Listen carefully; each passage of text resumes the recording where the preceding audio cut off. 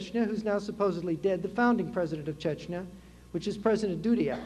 It's very interesting who these people were. President Dudiev was the commander of a strategic bomber regiment in the Soviet military. That is a bomber regiment that carried nuclear weapons.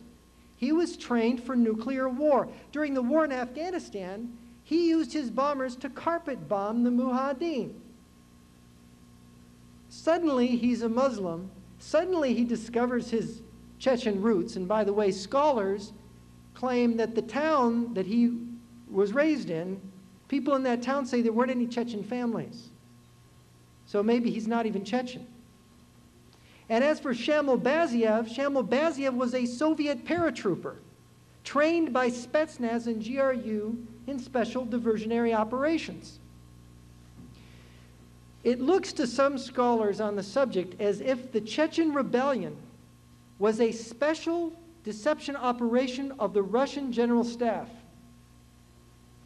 I call it an alibi operation for Russia, because with this operation against Russia, the Russians can claim that they also are fighting Al-Qaeda, even though we have already shown, and the documentation is there, that Al-Qaeda is being slipped support and supplies under the table from Russia and China.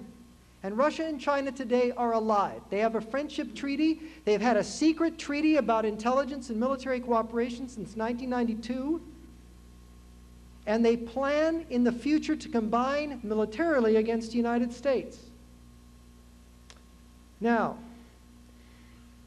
we all hear about Al-Qaeda having weapons of mass destruction. Joseph Bodansky, who is the chairman of the Congressional Task Force on Counterterrorism and Unconventional Warfare, publicly stated in congressional testimony in his book, Osama bin Laden, the Man Who Declared War on America, that Osama bin Laden has at least 20 nuclear weapons, which he acquired through contacts in Chechnya and Soviet Central Asia,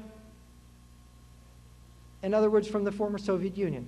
That's where Al-Qaeda has gotten its nuclear weapons from. Very interesting. Even Al-Qaeda's weapons of mass destruction come from Moscow's stockpiles. You see the theme here? Now, the smuggling. Everybody needs to know that Al-Qaeda's major source of funds, you hear about these Islamist charities where they raise money, but its major source of funds is drug trafficking. And this is very important because 70% of the world's narcotics trafficking is controlled by the special services of the Russian Federation, China, and the former Soviet bloc countries. They, in fact, set up a giant red cocaine operation starting in the 1950s and advancing through the 60s and 70s. They created training camps for drug lords, and they established the methods for successful drug trafficking for the purposes of destabilizing the West, infiltrating and penetrating the financial structures, and setting us up for the period of what they call Gray Terror, the beginning of World War III. Now, who is Al-Qaeda? We all heard about bin Laden. He's the leader of Al-Qaeda.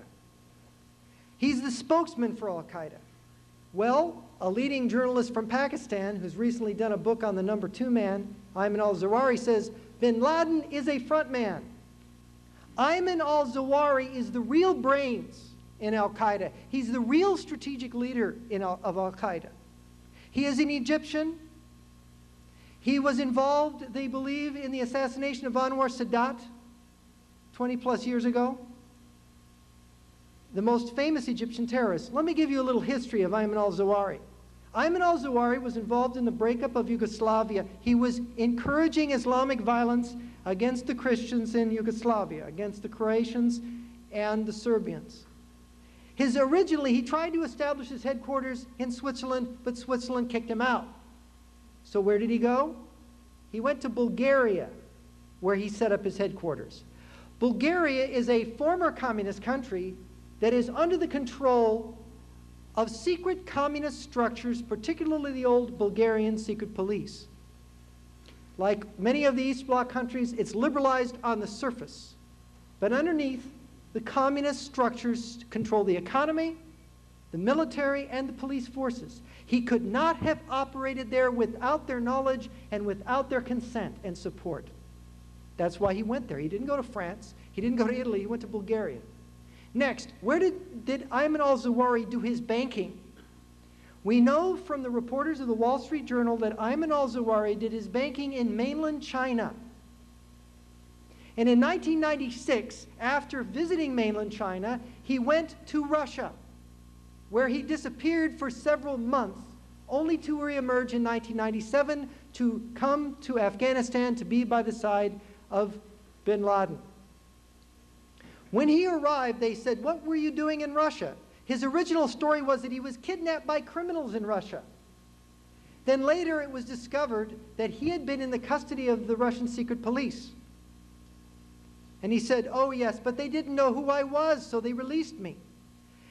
According to the Wall Street Journal report on this, many top figures in al-Qaeda left because they believed that Ayman al-Zawahiri was a Russian agent, and they didn't want to have anything to do with the organization at that point. When this became a more embroiled controversy, Ayman al-Zawahiri developed stomach troubles and just simply withdrew. And then the issue, as most issues, passed away. Ayman al-Zawahiri, of all of the terrorists in Afghanistan, in the Arab world, had one theme consistently, again and again, we know from the reports: attack America, attack America, attack America. While other Islamists and Arabs said, look, they're crushing Islam in Western China. The Russians are crushing our brothers in Chechnya. Saddam Hussein is crushing Islam in Iraq. The Turks are crushing some of our extremist brothers. In Pakistan, there is trouble with India. There were a lot of fish to fry in the Islamic world. Why attack America? But that was Zawahiri's theme, and he pounded it home, and he led that organization to that. Now, what are the objectives of al-Qaeda's terrorism? They have been stated by Ayman al-Zawahiri, by bin Laden, and by Mullah Omar, the head of the Taliban. Al-Qaeda leaders have said right after 9/11, even before 9/11, and ever since, their main objective is to destroy the United States of America. That's fantastic, right? How can a few thousand terrorists destroy a nation of 300 million people? That's crazy. How could they do it? Even if they had a few atomic bombs, they couldn't do it. They could create a mess. They could kill some people. But this country is so great that how could they possibly expect to destroy it? It's an interesting question. No terrorist organization could expect to destroy the United States unless it was part of an alliance of nation-states dedicated to that same cause. I would suggest to you that the mission of al-Qaeda to destroy the United States, the legend of al-Qaeda, that it has emerged as the base and it's going to liberate the Islamic people and it's going to drive Israel into the sea, all of this is a diversionary operation in psychological warfare.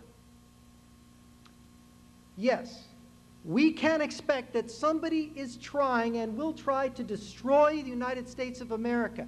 Yes, we can expect that Islamists will have a hand in this. But the main attack against our country, when it comes, will be from the Russian Federation, the People's Republic of China, and their allies: Iran, Syria, Venezuela, Cuba, North Korea,